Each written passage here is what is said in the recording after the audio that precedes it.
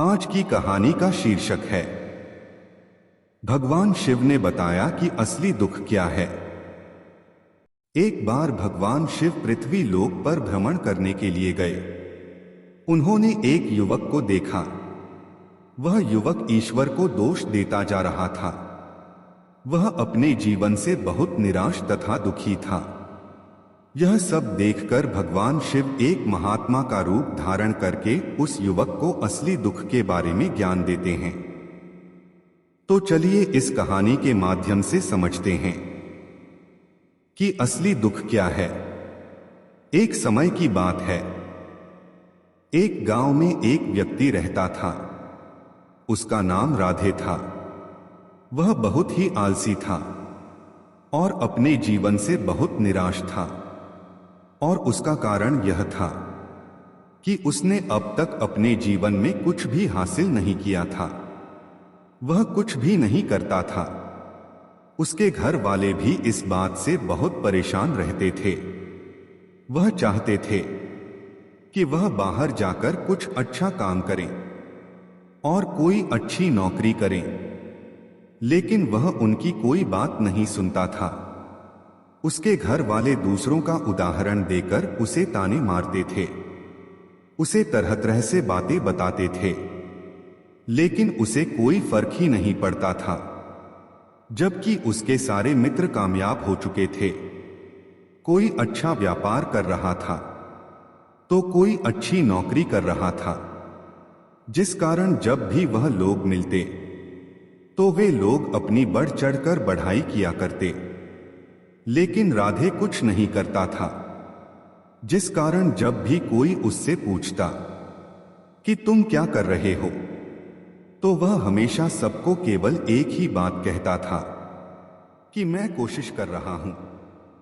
लेकिन उसकी कोशिशें का कोई भी फल किसी को नजर नहीं आ रहा था, क्योंकि सच में वह आलस के कारण कोई कोशिश करता ही नहीं था। देखते ही देखते अब ऐसा समय आ चुका था कि राधे सभी से मुंह छुपाता फिरता था, ताकि उससे कोई ये ना पूछ ले कि तुम क्या करते हो, जिस कारण वह कभी भी किसी के सामने नहीं आता था। धीरे धीरे उसका मन दुखी होने लगा था। राधे अब बहुत निराशा रहने लगा था, मानो वह इस धरती पर बोझ है, जिस कारण वह अपने आप को बहुत अकेला महसूस करता, बहुत तन्हा महसूस करता। एक दिन तो उसके मन में यह भी विचार उत्पन्न होने लगे कि मेरे हाथ में कुछ नहीं है तो मैं क्या कर सकता हूं।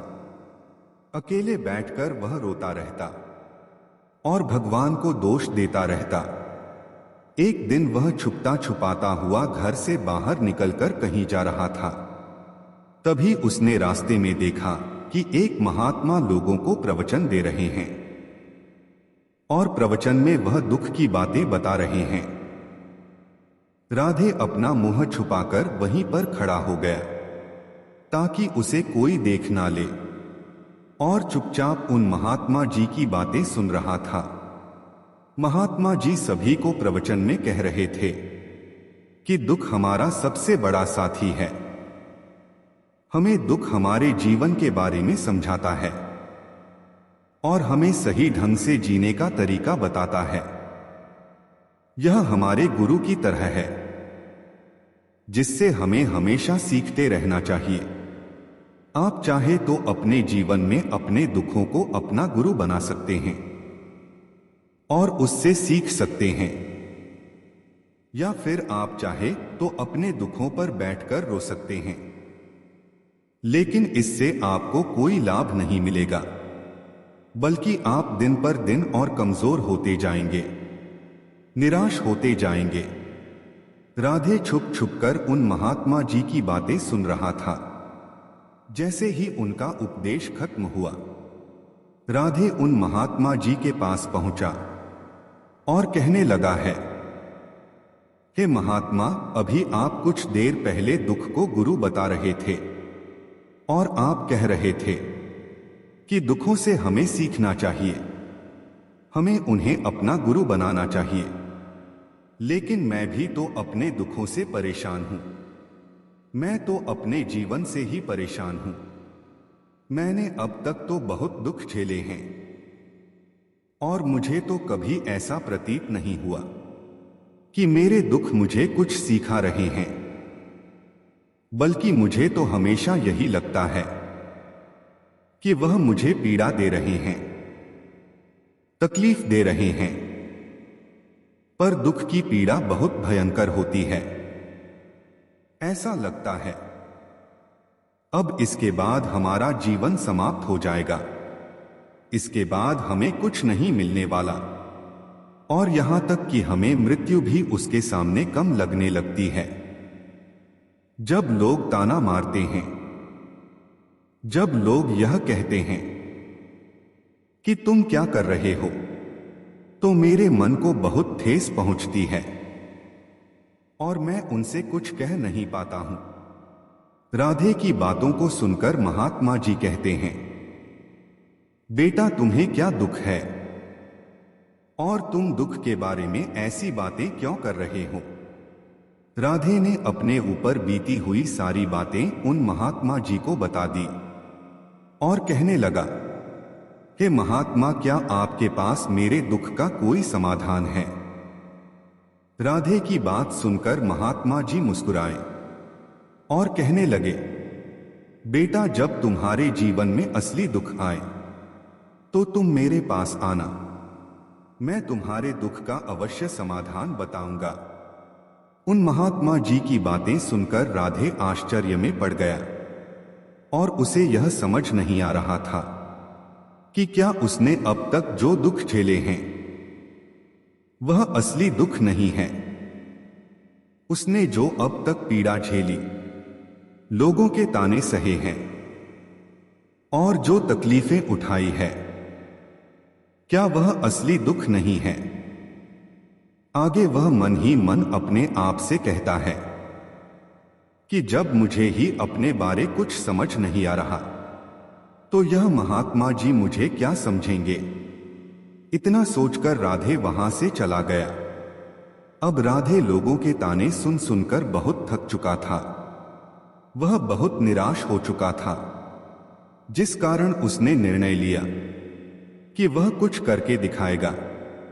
उसने अपने पिता से थोड़ा सा रुपया लिया और उन रुपयों से उसने एक व्यापार शुरू किया। उसके पिता बहुत खुश थे कि कम से कम मेरा बेटा कुछ करने का प्रयास तो कर रहा है, लेकिन उस व्यापार में उसे कोई सफलता नहीं मिल रही थी, जिस कारण वह बहुत ही हताश हो चुका था। वह बहुत निराश हो चुका था। राधे को यह समझ नहीं आ रहा था कि वह क्या करे, किस तरह से अपने व्यापार को आगे बढ़ाए। तभी उसके पिता ने उससे कहा, बेटा कोई बात नहीं, इस तरह से प्रयास करते रहो, आज नहीं तो कल सफलता अवश्य मिलेगी। राधे ने अपने पिता की बात मानी। राधे अब अपने व्यापार में और भी कड़ी मेहनत करने लगा। धीरे धीरे उसे सफलता मिलने लगी और फिर उसने रफ्तार पकड़ ली। देखते ही देखे केवल 2 साल के अंदर वह बहुत बड़ा व्यापारी बन गया। अब उसके पास धन दौलत की कोई कमी नहीं थी। जो लोग राधे को पहले नापसंद किया करते थे, अब उसे पसंद करने लगे थे, उसकी चिंता करते थे, उसके कार्यों की सराहना करते थे। उसके माता पिता भी अब अपने बेटे से बहुत खुश थे और उसकी सफलता से अत्यंत प्रसन्न थे। धीरे धीरे राधे के मित्रों की संख्या लगातार बढ़ती जा रही थी। राधे के कुछ मित्रों ने उसे यह भी सलाह दी कि उसे अपना व्यापार और तेजी से बढ़ाना चाहिए, उसे अपने व्यापार को और फैलाना चाहिए। वे लोग उसे चने के पेड़ पर चढ़ाते और कहते, तुम आज केवल इस नगर के सबसे बड़े व्यापारी हो, तब तुम इतना खुश हो, तुम्हारे साथ बहुत सारे लोग हैं। वहीं पर तुम सोचो कि जब तुम इस राज्य के सबसे बड़े व्यापारी बन जाओगे, तब तुम्हारे यहां पर लोगों की भीड़ लग जाएगी। लोग तुमसे मिलने के लिए समय निकालेंगे। यहां तक कि इस राज्य का राजा भी तुमसे मिलना चाहेगा, तुम्हारी तारीफ करेगा, और यदि कभी जरूरत आ पड़ी तो वह तुमसे धन भी उधार लेने के लिए अवश्य आएगा। राधे को अपने दोस्तों की यह बात बहुत पसंद आई। राधे ने सोचा कि मेरे मित्र सही कह रहे हैं, मुझे अपने व्यापार को और बड़ा करना चाहिए और फैलाना चाहिए, तभी तो हर कोई मुझे पहचानेगा। इसीलिए अब वह अपने व्यापार में और मेहनत करने लगा। लेकिन अब की बार उसके मन में धैर्य नहीं था, जिस कारण उसने कुछ अनुचित कदम उठाए ताकि उसका व्यापार जल्दी से जल्दी और बड़ा हो जाए। उसने कई लोगों से अधिक मात्रा में धन उधार ले लिया, जिससे उसके ऊपर काफी कर्ज बढ़ चुका था। और इतना ही नहीं, वह यहां पर भी नहीं रुका। उसने अधिक से अधिक मुनाफा कमाने के चक्कर में अपने माल की गुणवत्ता को खराब कर दिया, जिससे अब उसके मॉल में वह बात नहीं रह गई थी जो पहले हुआ करती थी। लेकिन वह अपने मित्रों की बात सुनता रहा। जैसा उसके मित्र कहते थे वह वैसा ही करता चला जा रहा था, यहां तक कि उसने अपने व्यापार को और भी तीव्रता से बढ़ाने के लिए अपने दूसरे छोटे व्यापारियों के खिलाफ षड्यंत्र भी रचना शुरू कर दिए, जिस कारण उसके मन में अब पहले जैसा सुकून नहीं था। उसे अब रातों को नींद नहीं आती थी। अब उसके मन में केवल एक ही विचार रहता, किस तरह से उसका व्यापार पूरे राज्य में फैल जाएगा और वह इस राज्य का सबसे बड़ा व्यापारी बन जाएगा। जिस कारण वह दिन रात केवल इसी मेहनत में लगा रहता कि उसका व्यापार जल्दी से जल्दी और बड़ा हो जाए। राधे के पास नौकर चाकर सभी सुविधाएं थीं, लेकिन उसके बावजूद भी उन चीजों का लाभ वह नहीं उठा पा रहा था, क्योंकि उसका पूरा ध्यान केवल अपने व्यापार को और बढ़ाने में था। एक दिन राधे एक मार्ग से होकर गुजर रहा था। तभी रास्ते में राधे को उन महात्मा का आश्रम दिखाई दिया। यह देखकर वह उन महात्मा जी के पास गया और उनसे कहने लगा कि महात्मा जी, आपने कहा था कि जब मेरे जीवन में कोई असली दुख आए तब मैं आपके पास आऊं। इस कारण मैं यहां आया हूं। आज मैं बहुत दुखी हूं।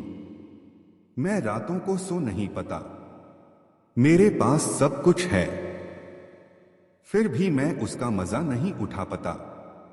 उसने अपनी सारी बातें महात्मा जी को बताई। महात्मा जी राधे से कहते हैं, बेटा, जब तुम पहली बार आए थे तब भी तुम बहुत दुखी थे, लेकिन तब तुमने अपने उस दुख से क्या सीखा यह बताओ। महात्मा जी की बातें सुनकर राधे बोला, महात्मा जी, जब मैं अपने जीवन में कुछ नहीं कर पा रहा था तब मैंने अपने दुखों से यही सीखा कि केवल सोचने मात्र से कुछ नहीं होगा, उसके लिए हमें कुछ करना भी पड़ेगा और केवल कोई काम करना ही सफलता नहीं है। उस काम को उसके अंजाम तक पहुंचाना ही हमें सफल बनाता है। फिर चाहे रास्ता कैसा भी हो, परिस्थितियां कैसी भी हो, चाहे ऐसा क्यों न लगने लगे कि अब हमारे जीवन में कुछ नहीं बचा, हम अब कुछ नहीं कर सकते, तब भी हौसले को बनाए रखना चाहिए, उम्मीद को नहीं छोड़ना चाहिए और अपने कर्तव्यों और कार्यों पर डटे रहना चाहिए। यह सोचना चाहिए कि जब तक मैं अपने कार्य में सफल नहीं हो जाता, मैं अपने लक्ष्य में नहीं पहुंच जाता, तब तक मैं इस कार्य को करता रहूंगा और मैं इस कार्य में सफल अवश्य होकर रहूंगा। राधे की यह सारी बातें सुनकर वह महात्मा जी कहने लगे, बेटा, जब तुम्हारे जीवन में असली दुख आए तब तुम मेरे पास आना, मैं तुम्हारी समस्या का समाधान अवश्य करूंगा। इतना कहकर महात्मा जी वहां से अंदर चले गए। राधे फिर से उनकी बातें सुनकर आश्चर्यचकित रह गया।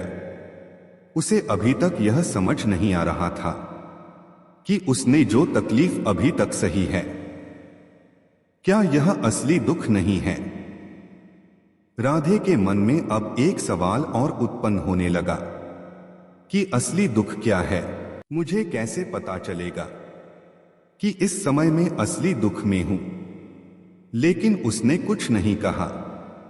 तभी वह महात्मा राधे के पास एक बड़ा सा घड़ा लेकर आ जाते हैं। उस घड़े के अंदर सोने के सिक्के थे।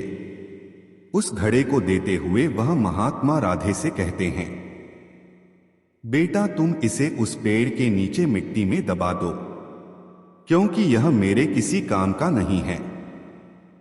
जब मुझे इसकी जरूरत पड़ेगी तब मैं वहां से खोदकर इसे निकाल लूंगा, लेकिन अभी मेरे लिए इसे वहां मिट्टी के नीचे दबा दो। राधे ने उन महात्मा जी की बात मान ली और वह घड़ा मिट्टी में दबा दिया। इतना सब करके राधे उन महात्मा जी को प्रणाम करता है और वहां से वापस अपने घर की ओर लौट जाता है। धीरे धीरे समय बीतता गया। समय के साथ साथ राधे व्यापार में और भी अधिक उन्नति कर चुका था, लेकिन माल की गुणवत्ता अच्छी न होने के कारण अब उसके व्यापार में घाटा होने लगा। और धीरे धीरे एक समय ऐसा आया कि उसका व्यापार पूरी तरह से चौपट हो गया। अब उसके पास कुछ नहीं बचा था। अपने दोस्तों से जो कर्ज लिए थे वह कर्ज भी उसे चुकाने थे, लेकिन राधे यह सोचकर निश्चित था कि उसने वह कर्ज अपने मित्रों से लिए हैं, जिस कारण वह उन्हें लौटाने में थोड़ी देर अवश्य कर सकता है। वह तो यह सोच रहा था कि उसके मित्र उसका बुरे समय में साथ देंगे, लेकिन सबसे पहले उसके मित्र ही उसे अपना कर्ज वापस लौटने की मांग करने लगे। तब राधे को एहसास हुआ कि कोई भी अपना नहीं है। उसने अपने मित्रों से उस कर्ज को लौटाने के लिए थोड़ी सी मोहलत मांगी, लेकिन राधे के किसी भी मित्र ने उसे कर्ज को लौटाने के लिए मोहलत नहीं दी, बल्कि वे लोग उसे जान से मारने की धमकी देने लगे। अपने मित्रों के मुंह से यह सब सुनकर राधे को बहुत ही आश्चर्य हुआ। वह तो सोच रहा था कि उसके दोस्त उसकी मदद करेंगे, लेकिन उसके साथ उल्टा हो रहा था। व्यापार के चलते उसके इतने मित्र बने थे, इतने शुभचिंतक बने थे, पर वह सब उससे अब दूर जाने लगे थे। हर कोई उससे पीछा छुड़ाना चाहता था, कोई भी उसका साथ नहीं देना चाहता था। धीरे धीरे उसकी सारी संपत्ति नीलाम हो गई। अब उसके पास कुछ नहीं बचा था। वह सड़क पर आ चुका था। अब राधे वापस अपने पिता के उसी छोटे से घर में रहने लगा था। एक दिन राधे ने अपने पिताजी से कहा कि मेरी मदद कीजिए, मेरे ऊपर बहुत कर्ज है, मुझे उसे लौटाना है। कृपया करके मुझे थोड़ा सा धन दे दीजिए। इस पर राधे के पिता ने राधे से कहा, बेटा मेरे पास यही एक छोटा सा घर है। अब यह अभी मैं तुम्हें दे दूं तो मैं, तुम और तुम्हारी मां कहां रहेंगे? हमें भी दर दर की ठोकरें खानी पड़ेगी। ले देकर हमारे पास केवल यही संपत्ति बची है, इसलिए मैं तुमसे क्षमा मांगता हूं। अपने माता पिता के मुख से यह सुनकर राधे उस समय चुपचाप वहां से चला गया और मन ही मन वह सोच रहा था कि मेरे पास अब कुछ नहीं बचा है। मेरे पास जो कुछ भी था वह सब कुछ तो लुट चुका है। मेरा सब कुछ अब बर्बाद हो चुका है। भला अब मैं जीकर क्या करूंगा? अब मेरे पास केवल एक ही रास्ता है जिससे मैं अपने कर्जदारों से पीछा छुड़ा सकता हूं। यह सोचता हुआ वह एक ऊंची पहाड़ी पर पहुंचा और उस पहाड़ी पर चढ़ता ही जा रहा था। तभी उसे महात्मा जी की बात याद आई कि उन्होंने कहा था कि जब तुम पर असली दुख आए तभी तुम मेरे पास आना। मैं तुम्हारी समस्या का समाधान अवश्य करूंगा। यह सोचकर राधे के मन में एक बार फिर उम्मीद की लहर दौड़ पड़ी। राधे दौड़ता हुआ उन महात्मा जी के पास पहुंचा और राधे ने उन्हें प्रणाम करके अपने ऊपर बीती हुई हर बात एक के बाद एक उन्हें बता दी और कहने लगा कि महात्मा, आपने कहा था कि जब मेरे ऊपर असली दुख आए तब आप उसका समाधान अवश्य करेंगे। तभी वह महात्मा जी राधे की इस बात को सुनकर मुस्कुराने लगे और कहते हैं, बेटा, कहाँ है असली दुख? जब तुम्हारे जीवन में असली दुख आएगा तो मैं उसका समाधान अवश्य करूंगा। उन महात्मा जी के मुंह से यह सुनकर राधे की सब्र का बांध टूट गया और राधे ने उन महात्मा जी से कहा, क्या मैंने आज तक जो भी दुख झेला है, जो भी तकलीफें झेली है, क्या यह दुख नहीं है? क्या इसे दुख नहीं कहते? तभी वह महात्मा जी राधे से कहते हैं, बेटा, पहले तुम मुझे यह बताओ कि तुमने अपने दुख से क्या सीखा है। इसका जवाब देते हुए राधे ने उन महात्मा जी से कहा कि महात्मा, मैंने तो सीखा है कि जो लोग तुम्हारी तरक्की में तुम्हारा पीछा करते हैं वे लोग अवश्य ही तुम्हें धोखा देंगे, क्योंकि ऐसे लोग बुरे समय पर तुम्हारा साथ नहीं देने वाले, बल्कि तुम्हारा फायदा उठाने का ही प्रयास करेंगे। इसीलिए ऐसे लोगों पर भरोसा ना करें, बल्कि जो लोग तुम्हारी असफलता के समय पर, तुम्हारे बुरे समय पर तुम्हारे साथ खड़े हैं, वही तुम्हारे असली मित्र है और वही तुम्हारे साथ रहते हैं। और ऐसे लोग तुम्हें बहुत कम मिलते हैं, और जिन्हें भी ऐसे लोग मिलते हैं उन्हें हमेशा उनकी कदर करनी चाहिए। और साथ ही यह कि जब तुम कोई कार्य कर रहे हो तो उसे पूरी ईमानदारी से करो, धैर्य रखो, लालच ना करो, क्योंकि ऐसा करने से तुम्हारे साथ ही बुरा होगा और तुम हमेशा नुकसान में रहोगे। राधे की ये सारी बातें सुनकर महात्मा जी उसे उस घड़े के पास ले गए जिसको उन्होंने मिट्टी में दबाया था। उन्होंने गड्ढा खोदा, वह घड़ा निकालकर राधे के हाथ में थमाते हुए उन महात्मा जी ने राधे से कहा, यह लो, अभी इससे तुम अपना काम चलाओ और जब तुम्हारे जीवन में असली दुख आए तब तुम मेरे पास आना, मैं उसका समाधान अवश्य करूंगा। राधे फिर बड़े अचरज में पड़ गया। उसे यह समझ नहीं आ रहा था कि असली दुख क्या है, लेकिन उसने अपने हाथों में रखे उस घड़े को देखा जिसके अंदर सोने के सिक्के थे। यह देखकर उसे मन ही मन यह लगा कि चलो, अब तो थोड़ी सी राहत अवश्य हो जाएगी, मैं अपने मित्रों का वह कर्ज लौटा सकूंगा और एक नया व्यापार भी फिर से आरंभ कर सकूंगा। यही सब सोचते हुए राधे ने उन साधु महात्मा को प्रणाम किया और उनका धन्यवाद किया। फिर वहां से चल पड़ा। राधे ने उन सोने के सिक्कों से अपने उन मित्रों का कर्ज लौटा दिया और अपने लिए एक बार फिर से नया व्यापार शुरू किया। व्यापार छोटा था, लेकिन अब की बार राधे बहुत खुश था। उसने अपने व्यापार पर काम किया और देखते ही देखते एक बार फिर से वह एक बड़ा व्यापारी बन गया। लेकिन अब की बार वह बहुत खुश था, क्योंकि इस बार उसने कोई लालच नहीं किया, ना ही कोई षड्यंत्र रचा, बल्कि उसने पूरी ईमानदारी और मेहनत के साथ अपने व्यापार पर काम किया। लेकिन जैसे जैसे आप धनी होते जाते हैं, आप अमीर बनते जानते हैं, आपके अंदर एक डर भी उत्पन्न होने लगता है और वह डर होता है अपनी दौलत को खो न देने का डर, जिस कारण आप लोग दान पुण्य करना शुरू कर देते हैं, लोगों की मदद करते हैं ताकि आपके जीवन में कोई दुख ना आए। लेकिन यह जीवन सुख और दुख का संगम है, जिस कारण हम सभी को सुख और दुख दोनों से गुजरना ही पड़ता है। इसी वजह से एक बार फिर से राधे के जीवन में एक और दुख का आगमन हुआ।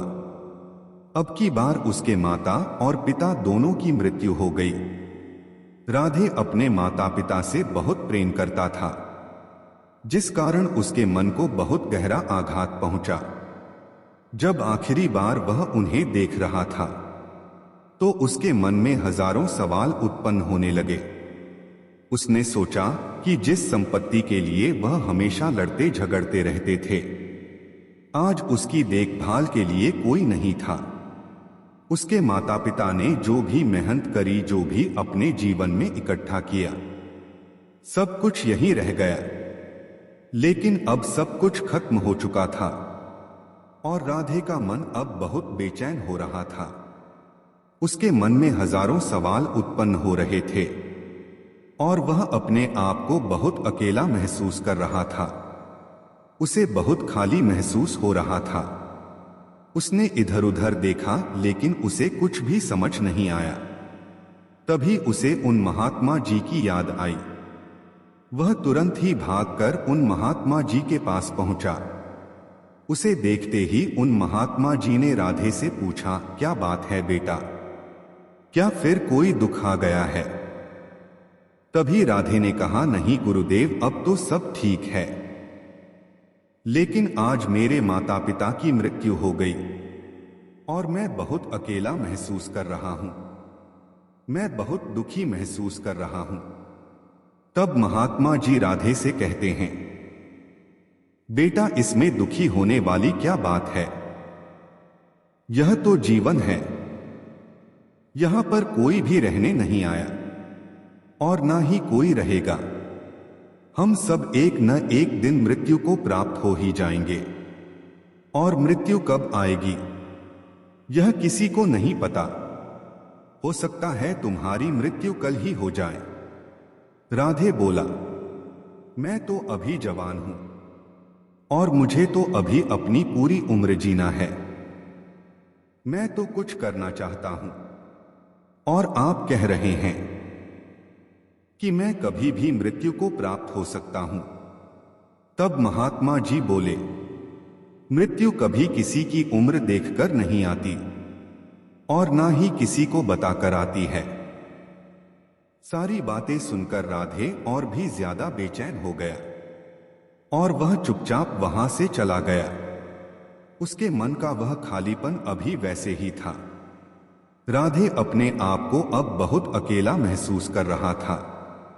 उसके बाद से उसका मन अपने व्यापार में भी नहीं लग रहा था। जब भी वह कोई कार्य करने लगता तो उसके मन में ढेर सारे प्रश्न उठने लगते कि वह क्या कर रहा है, क्यों कर रहा है और उसने इस कार्य को क्यों किया। उसके मन में अब एक और प्रश्न उत्पन्न होने लगा था कि क्या हम यहां पर केवल इसलिए आते हैं कि इस जीवन को भोगे और एक दिन मृत्यु को प्राप्त कर जाए। जीवन का असली मतलब क्या है? उसने कई विद्वानों से पूछा, अपनी तरफ से जो मुमकिन हो सकता था खोजबीन की, लेकिन उसे कोई संतोषपूर्ण जवाब नहीं मिला। और जब उसे कोई जवाब नहीं मिला तो उसका दुख और भी बढ़ता गया, जिस कारण उसके मन की बेचैनी और भी बढ़ गई। राधे फिर से उन महात्मा जी के पास पहुंचा और उसने उन्हें अपने मन की सारी बातें बताई। महात्मा जी राधे से कहते हैं, बेटा, आज पहली बार तुम्हारे जीवन में असली दुख उत्पन्न हुआ है, जिसे हम दुख कह सकते हैं, और जो दुख कहलाने लायक है। महात्मा जी फिर कहते हैं कि असली दुख वही होता है जिसमें कि हमें पता ही नहीं कि हम क्या कर रहे हैं, कहां जा रहे हैं, क्यों जा रहे हैं, वह कौन है, क्या है, क्यों है, हम क्या करना चाहते हैं। तभी महात्मा जी से राधे पूछता है, हे गुरुदेव, आप मेरे इस दुख का निवारण कीजिए। महात्मा जी राधे से कहते हैं कि हम सबके अंदर क्रोध, लालच, लोभ जैसी कई वासनाएं बैठ जाती हैं, जिस कारण हम अपने जीवन को टुकड़ों में जीते हैं और हमारी चेतना कभी एक नहीं हो पाती। हम कभी एक जगह सोच नहीं पाते, समझ नहीं पाते और हमारी ऊर्जा शक्ति भी पूरी तरह से छिन्न भिन्न हो जाती है। और आजकल के इस दौर में हमारे पास तो इतना भी समय नहीं कि हम एक पल के लिए मुड़कर अपने आप को देख सके, समझ सके कि वास्तविकता में हर कोई यहां पर अपने जीवन भर केवल दुख चिल्लाता रहता है। उसका समाधान निकालने का हर मुमकिन प्रयास करता है, लेकिन जिसे हम दुख समझते हैं वह तो दुख है ही नहीं, तो इसका समाधान आपको कहां से मिलेगा? यह तो परिस्थितियां हैं जिसके कारण हम अपने आप को दुखी मानते हैं, अपने आप को तकलीफ में समझते हैं। जैसे ही हम इन परिस्थितियों से निकलते हैं, हम किसी दूसरी परिस्थिति में फंसकर रह जाते हैं। जिस प्रकार हम पहली समस्या का सामना करते हैं, उसी प्रकार हम दूसरी समस्या का भी सामना करते रह जाते हैं। और जब हम इन परिस्थितियों से हार मान लेते हैं, तब हमें लगता है कि अब हमारे सामने कोई रास्ता नहीं बचा। तब हमारे सामने केवल एक ही रास्ता नजर आता है और वह है मृत्यु। लेकिन यह कोई समाधान नहीं है, यह कोई रास्ता नहीं है। इसीलिए आप सचमुच अपनी समस्याओं का समाधान चाहते हैं तो अपने आप को इकट्ठा करना सीखे, अपनी ऊर्जा को इकट्ठा करना सीखे, अपने ऊपर ध्यान लगाकर मृत्यु से पहले अपने आप को पहचाने, अपने आप को जाने, अपने आप को बिखरने से रोके। तभी राधे उन महात्मा जी से कहता है, हे गुरुदेव, क्या फिर हमें इस जीवन को नहीं जीना चाहिए? क्या हमें अपनी इच्छाओं को पूरा नहीं करना चाहिए? तब महात्मा जी राधे से कहते हैं कि हमें किसी से भी लगाव नहीं रखना चाहिए, हमें अपनी इच्छाओं को मार देना चाहिए, हमें संपत्ति इकट्ठी नहीं करनी चाहिए, क्योंकि हम मनुष्य की इच्छाएं, कामनाएं ऐसी होती हैं जैसे मानो कि एक पर्वत से गिरता हुआ झरना, जिस पर किसी का भी नियंत्रण नहीं है, सिवाय देखते रहने के और परेशान होने के। लेकिन जब तुम अपने ऊपर ध्यान देने लगते हो, तब तुम अपने आप को पहचान जाते हो, समझ जाते हो, तब तुम इस पर नियंत्रण पा सकते हो। तब इच्छाएं भी तुम्हारे बस में होती है और यदि तुम चाहो तो उन इच्छाओं की पूर्ति अवश्य कर सकते हो। महात्मा जी की यह सभी बातें सुनकर राधे ने महात्मा जी से कहा, हे गुरुदेव, आपका बहुत बहुत धन्यवाद। आपने मेरी सबसे बड़ी समस्या का समाधान आज कर दिया है। मैं आज से अपने आप को एकत्रित करूंगा। हम अपने जीवन में हमेशा ऊपर वालों से सवाल करते रहते हैं कि हमारे जीवन में इतना दुख क्यों है।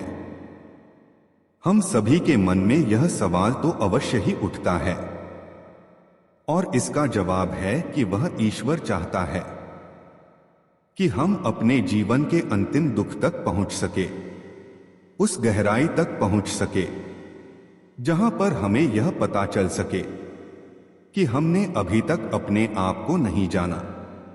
जिस दिन हम अपने आप को जान जाएंगे, बाहरी दुनिया, बाहरी दिखावे से दूर हो जाएंगे, उस दिन हमारे जीवन के सभी दुख खत्म हो जाएंगे। जय श्री राधे। दोस्तों, अगर आपको कहानी अच्छी लगी हो तो वीडियो को लाइक करें और चैनल पर नए हो तो चैनल को सब्सक्राइब करें। हमारे साथ अंत तक बने रहने के लिए धन्यवाद।